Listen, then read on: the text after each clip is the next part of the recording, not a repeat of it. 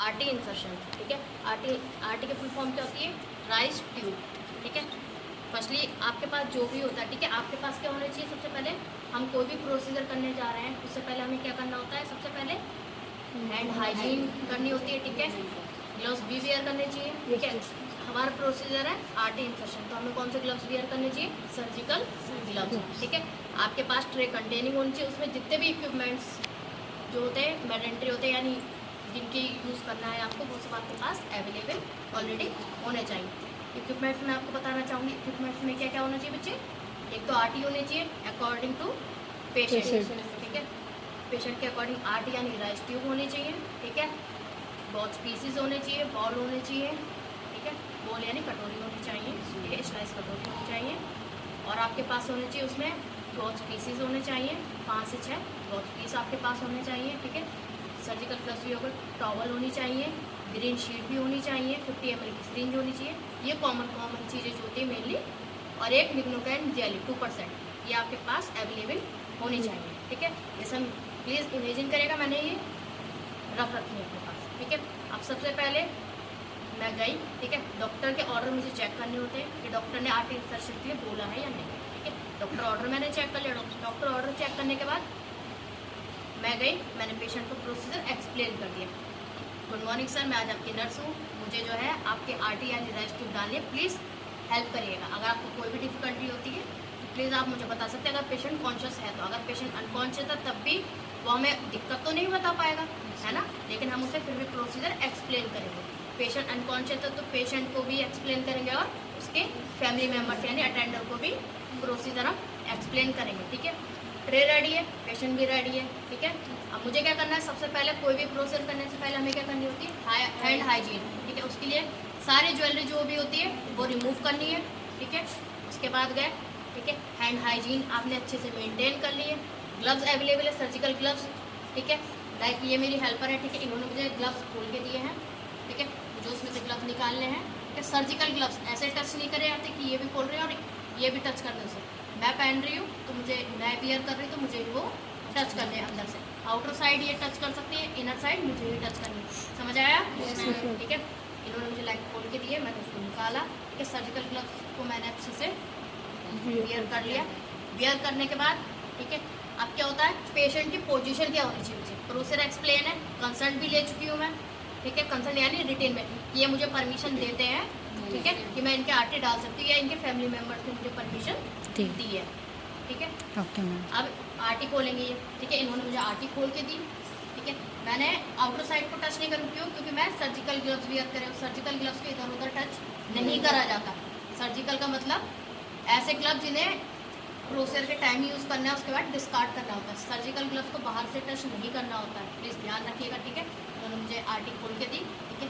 RT को मैंने निकाला है, ठीक है। स्टेथोस्कोप भी हमारे पास अवेलेबल है, ठीक है, वो मेरे नेक में है, प्लीज़ इमेजिन करेगा, ठीक है।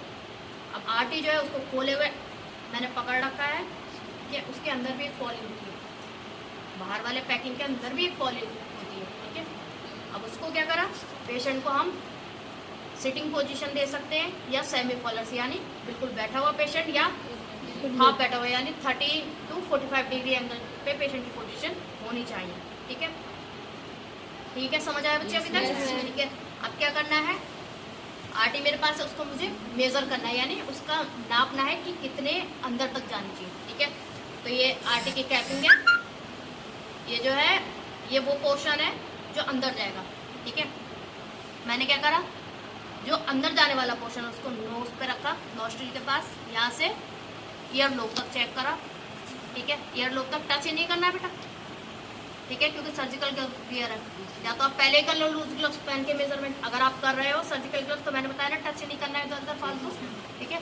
तो आपने मेजरमेंट करा, ठीक है। इसके बाद इतना मेजरमेंट हो गया, यहाँ से आप पकड़े, अब आपको क्या करना है? जीफॉइड तक मेजर करना है, ठीक है। उसके ऊपर जब भी आप आरटी को अभी देखेंगे, ठीक है, तो आप देखेंगे उसमें 50 आता है, 50 सेंटीमीटर, 60 सेंटीमीटर, ये जो होते हैं नंबर लिखे होते हैं, ठीक है। तो नॉर्मली एडल्ट के कितने सेंटीमीटर तक अंदर जाता है? 50 सेंटीमीटर तक, ठीक है। और पेशेंट की हाइट है, पर्सनैलिटी है, लंबा है, छोटा, उस पर भी ये बात डिपेंड करती है। समझ आ रहा है? Yes, ma'am. ठीक है। अब इन्होंने मुझे क्या करा? लिग्नोकैन जेली 2% खोलकर दी, ठीक है। मैं ग्लव्स लिया है, यहाँ पे इन्होंने डाल दी मेरे बैक ऑफ दी पाम पे, ठीक है, यहाँ डाल दिए मैंने। आरटी की जो मेरी टिप है, ठीक है, उसको अच्छे से इसमें आरटी की टिप पे इसको लगा लिया, ठीक है। आरटी जो है मेरी कहीं भी अनहाइजीनिक प्लेस पे या पेशेंट के ऊपर टच नहीं होनी चाहिए, प्लीज़ इस बात का ध्यान रखिएगा। समझ आ रही है? ठीक है। पेशेंट की पोजीशन प्लीज़ बैठाओ, इनको बैठाओ बच्चे, थोड़ा सा सपोर्ट करो मुझे, ठीक है। अब क्या करा, ठीक है, आरटी है, ठीक है, ज़ैलोकैन यानी लुब्रिकेशन। लुब्रिकेशन का फ़ायदा क्या है बच्चे, इनको ज़्यादा पेन नहीं होगा लुब्रिकेशन से, यानी ज़ैलोकैन 2% से इनको मैंने लगा लिया टिप पे, अंदर वही जाना है ना, तो ज़्यादा इन्हें दर्द नहीं होगा, चिकना हो जाएगा नॉस्ट्रिल में, ठीक है। अब मैंने लिए, ठीक है, मैंने इसको प्रोसीजर एक्सप्लेन कर दिया था ना। प्लीज़ मैम इसको इस टाइप से आपको स्वैलो करना है, जैसे पानी निकल रहा है, प्लीज़ पानी की तरह इसको निकलिएगा, प्लीज़ पानी की तरह इसको निकलिएगा, ठीक है। आपने डाल दी नॉर्मली 50 सेंटीमीटर तक, ठीक है। अब क्या करना है, अंदर डाल चुकी है ना आरटी, ठीक है। स्टेथोस्कोप को लिया, ठीक है, ईयरबड्स को लगाया, इतना तो सब समझदार हो ना, ठीक है, वो आपने कर लिया। उसके बाद क्या करना है, स्टेथोस्कोप को 50 सेंटीमीटर तक मैंने नॉर्मली इसको जितना मेजरमेंट था उतना पहले तो इंसर्ट करना है, ठीक है। लेकिन कोई इमरजेंसी सिचुएशन है 50 सेंटीमीटर तक आपने इंसर्ट करा, तो उसके बाद आपको चेक भी करना है कहीं जो आरटी है वो ट्रैकिया यानी विंड पाइप में तो नहीं चली गई है।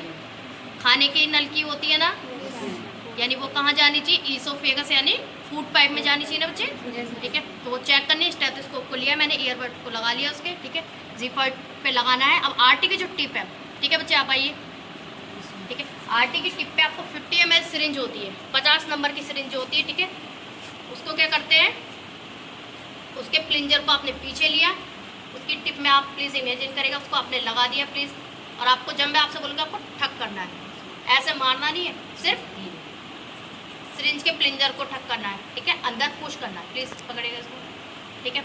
अब क्या करा मैंने, तो इसको लगाया करिएगा, ठीक है। मुझे क्लियर साउंड आ रही है, यानी ठक की साउंड जो होती है इसमें आती है, ठीक है, ठक की साउंड है तो ठीक है, ठीक है, ठक की साउंड आ गई। दूसरा मेथड क्या है बेटा मेरा, दूसरा मेथड ये होता है, अगर मेरे पास इमरजेंसी है कुछ, ये स्टेथोस्कोप नहीं है अवेलेबल है, तो चेक तो करना है ना, ऐसा नहीं आप पेशेंट को ऐसे छोड़ दोगे, तो आपको क्या करना है बेटा, उसके लिए आपने फिर से प्लीज सिरिंज को आपको वैसे ही पुश करना है, ठीक है। मैंने यहाँ पे जिफॉइड पे हाथ लगाया, ठीक है, पुश करिएगा, ठक। ये जो होता है जिफॉइड हल्के से ऊपर पुश होता है, अंदर हवा जाएगी तो होता है ना, ठीक है, तो उस तरह से भी आप चेक कर सकते हो इसका सब। और तीसरा मेथड है कि थोड़े से गैस्ट्रिक कंटेंट को एस्पिरेट करा, सिरिंज में लोड करा यानी, ठीक है, और उसका पीएच चेक कर सकते हो आप, ठीक है। अगर 5 ml 5 से कम आ रहा है पीएच, ठीक है, अगर 5 से कम आ रहा है, ठीक है, तो आरटी जो है पेशेंट के सही जगह नहीं गई है, या फिर ऐसा बोल सकते हो कि अगर गैस्ट्रिक कंटेंट आ रहा है तो वो सही भी गई है। पीएच चेक करना हम बाद में सीखेंगे, ठीक है। दूसरा है बिल्कुल एक्यूरेट और बेस्ट मेथड कौन सा होता है बेटा, इसका होता है, इसका बेस्ट मेथड क्या होता है, एक्सरे। एक्सरे में हमें अच्छे से एक फिल्म आती है, फिल्म भी आती है, उसकी रिपोर्ट भी होती है। एक्सरे में क्या करना होता है, अच्छे से विजुलाइज यानी देखना होता है। एक्सरे में दिख जाता है कि आरटी सही जगह गई है या नहीं गई, ठीक है। अब अगर बिल्कुल सही चली गई, आपने एक्सरे भी करा लिया, ठीक है। अब मैं आपको ये बताती हूँ आरटी किस किस कंडीशन में डालनी चाहिए, ये भी तो हमें पता होना चाहिए ना। आरटी को आप किस किस कंडीशन में पेशेंट के डालोगे, ठीक है। पेशेंट का लाइक, पेशेंट हमारा बेहोश यानी अनकॉन्शियस है, समझते हो ना, खास नहीं पाएगा मुझसे, ठीक है। इस सिचुएशन में आपको आरटी इंसर्ट करनी है, ठीक है, नोज के थ्रू। आरटी मुंह के थ्रू भी डाली जाती है, बता दो आपको, ओरली और नेजल दोनों मेथड से डाली जाती है, ठीक है। अब आप नेजल डालें, यानी मुंह का कोई फ्रैक्चर है, कोई सर्जरी हुई है पेशेंट की, पेशेंट वेंटिलेटर पे है, ठीक है, पेशेंट ने पॉइजन ले लिया है, पेशेंट का एब्डोमिनल डिस्टेंशन यानी पेट जो है बहुत ज़्यादा टाइट हो रहा है या हवा भरी हुई है, उस सिचुएशंस में आपको क्या करना होता है, आरटी इंसर्ट करनी होती है। अब मैं इसके कॉन्ट्राइंडिकेशंस आपको बताना पसंद करूँगी बच्चे, उसके कॉन्ट्राइंडिकेशंस क्या होती है अब मैं डाल दूँगी, ठीक है। मुझे आरटी को कब रोकना है, अगर पेशेंट को बहुत ज़्यादा डिस्निया हो रहा है यानी सांस लेने में दिक्कत हो रही है, बहुत ज़्यादा स्नीजिंग हो रही है, ठीक है, कफ हो रहा है, कंटिन्यू पेशेंट खांस रहा है हमारा, उस सिचुएशन में हमें आरटी को इंसर्ट करना रोक देना है, ठीक है। ब्लीडिंग हो रही है उस सिचुएशन में भी रोक देंगे आप, ठीक है। अब क्या होता है, अगर पेशेंट का आपको कॉन्ट्रा इंडिकेशन भी मैंने बता दी किस सिचुएशन में आपको आरटी इंसर्ट नहीं करनी। अब मैं आपको नंबर बताना चाहूँगी बच्चे। एडल्ट में नॉर्मली पेशेंट की अकॉर्डिंग आरटी इंसर्ट करी जाती है, ठीक है। नॉर्मली मैंने कौन सी आरटी इंसर्ट करी थी? 16 नंबर की, ठीक है। 14 से 18 नंबर तक की आरटी एडल्ट में इंसर्ट करी जाती है। किसी को कोई डाउट? पक्का समझ आया? ठीक है। उसके बाद आप चेक भी कर लिया, उसके बाद भी आपको प्रोसीजर करने के बाद भी पेशेंट से पूछना है कि मैम आप ठीक है, अगर आपको कोई भी दिक्कत हो प्लीज़ आप मुझे बताइएगा, ठीक है। और फिर आप क्या करेंगे? पेशेंट को कंफर्टेबल पोजीशन प्रोवाइड कर देंगे, ठीक है। Thank you.